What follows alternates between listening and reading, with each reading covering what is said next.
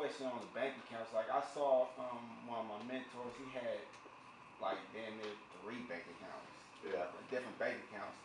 Is it like is that a is that a good thing? Like just to be putting your money all in different type of banks. Like okay, I'm gonna put this one to save all my money, and this one. No, I mean over if you have more than Yeah. I think it's $400,000, then yeah. But until you get there, you don't need it. Yeah, because he had like multiple different like doing he used to have me go to different banks just to deposit money. Some people do that for discipline, like they want to have one account specifically for some reason. Yeah, that's what I'm saying. They do it for their own personal financial reasons. Yeah, that's a good reason. What is it like? I haven't really needed that I have to use for a bank account because I would have like a TuneCore account. Yeah, TuneCore or PayPal account. Okay. And PayPal usually like when all the money went there. Yeah. Either I did or it just went there through other contacts. So does PayPal just send you a check, or like how do you get the money from PayPal? It's a card. I have a card. Okay. It's on with its own credit on there. Gotcha. It says money, or I can have it sent check. Yeah. But I was debating when I was about to get a bank account. I was either getting a bank account or what's the other one? Credit union. Credit union. Okay. Was it that? Yeah, credit union. That's what it is. Credit union. So I was debating between that, but they never got around to it. It was a busy schedule. Yeah. I do want to know the difference between those. Like, in your perspective? And why? Yeah. Just your perspective, and if the next best step would be getting a bank account or credit union. Yeah, I mean, bank versus credit union. I would go with the bank because a credit union is usually small, like and real local. So if you're outside of wherever you live, it might cost you to take money out from the credit union. Whereas if you're at a Wells Fargo or Bank of America, like somebody that has ATMs and bank branches all over the place, then you can go, wherever. So for me personally, I mean, the difference between like them keeping your money safe or anything else, it's going to be the same. But also some of the benefits with a credit union is it's owned by the people, so you can get higher interest rates in your savings account, and you have a higher chances of getting loans because it's your community, you build a rapport with them. So like he said, there are benefits if you like travel and do other things, then you want to go one way. But if you're more of a local person, you have other reasons, then it's credit union. So it's more about your life choice.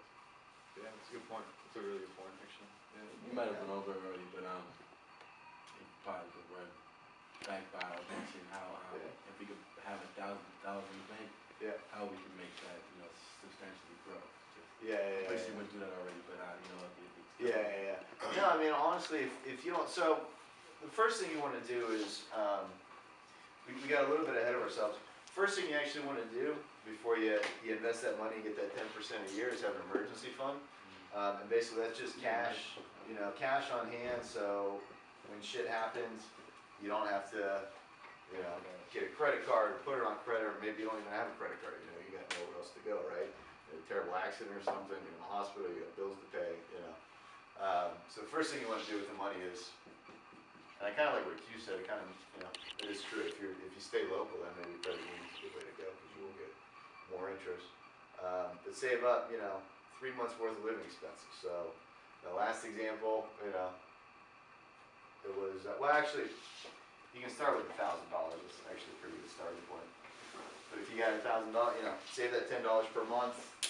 Over time, that'll finally add up. You'll earn a little bit of interest along the way, and you'll have cash on hand in case shit happens. Okay, so basically, you have emergency, that's what I'm saying. Where it puts your emergency fund, but I was thinking that type of math in my head would be with one card. Like for example, okay, let's say I had some money on that card, then I'm like, okay, I'm gonna save 1,000 on my card, and the rest of it is bill money or whatever like that. Yeah. Because I was thinking that's what made me ask about like different multiple bank accounts. Yeah. You feel me? Like just put that money over there. If I need it, I go touch it or whatever like that. Yeah, I see what you're saying. That's I mean, what I'm saying, it's good to have somewhere to get money from. I mean, ideally, it's not going to be on a credit card. Ideally, you'll have cash in the bank in a savings account. But I mean, I see what you're doing. That makes sense. No, that's what I wanted to see. Like, is that a good process or okay, because I was thinking about like paying my little thing off with Wells Fargo, reopen the account with them. Yeah. Just to do that because I do got a prepaid card. Yeah. And I was just thinking about like just like every time I get my check or whatever, just split it in half or whatever like that. Just put that in one account and leave the rest in that one.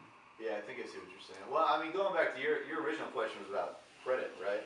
Yeah. Building your credit history. Yeah. You got outstanding bills like that. Every month you don't pay it off. That's another nick against your credit history. You know. Okay.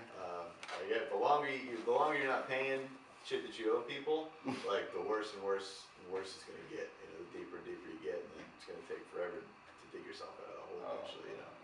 So yeah, I mean, I would. If you got money spared, you know, pay off those bills that you have owed for a while, I would definitely start there. I might even start there before you even start saving for your emergency fund. But what I'm hearing too is that like, you know, what you're talking about with the like multiple bank accounts or whatever, like, you know, sometimes it like what's hard about a bank is like if you have money in there and you know, okay, like for sure I'm not gonna touch it, I'm not gonna let it go below 500. But then that week you have to feed your kid or you have to, you know, there's a, you know, something that's happening that you didn't expect or whatever. So are you really gonna not take that touch that 500? And so I think that's maybe, you know, this is what Rick's kind of talking about is like, you know, the steps that you're going to be taking. Like eventually, like if you're really serious about saving and if you're really serious about having a platform to jump off of, there has to be an emergency fund that you don't touch unless it's an emergency. There has to be a fund that you keep to the side that you figure out how to get through emergencies without touching it. Yeah, that's what. Yeah. So that's I think what we're, you know, it's all discipline, like Q mentioned. I think a lot of it is about discipline and making your finances work while also saving. Like it's a mindset, right? Yeah. But too, I mean, going back to what we were talking about when we're working through the bills for the month, you know, and it's like, do that exercise for yourself. Figure out what you spend on everything. Figure out what you got, you know, discretionary, what discretionary funds you have to spend on, you know, whatever it is you want. And a good way to do that actually is you can use envelopes. This is an actual thing, like, you know. So back to our example, we were getting $12.50 a month. You know, we had rent at what? I think we said $600 at the end. You know, all the rest of the bills like phone, internet was $30, $20 for utilities, whatever. So literally, you can take the cash that you got on hand, put it in a little envelopes like this each month, and whatever you have left over is your discretionary funds, right? And then spend from there, you know, once you run out, or once you're about to run out, that's when you go, you know, hardcore and you go, you know, eat for 99 cents, you know, 99-cent, you know, ramen noodles or whatever, you know what I mean? But that at least lets you refresh at the beginning of each month, so at least you're, you know, you're not killing yourself the entire month eating ramen noodles. You're going, okay, I'll wait till I run out. Yeah, literally. Until the end, you know.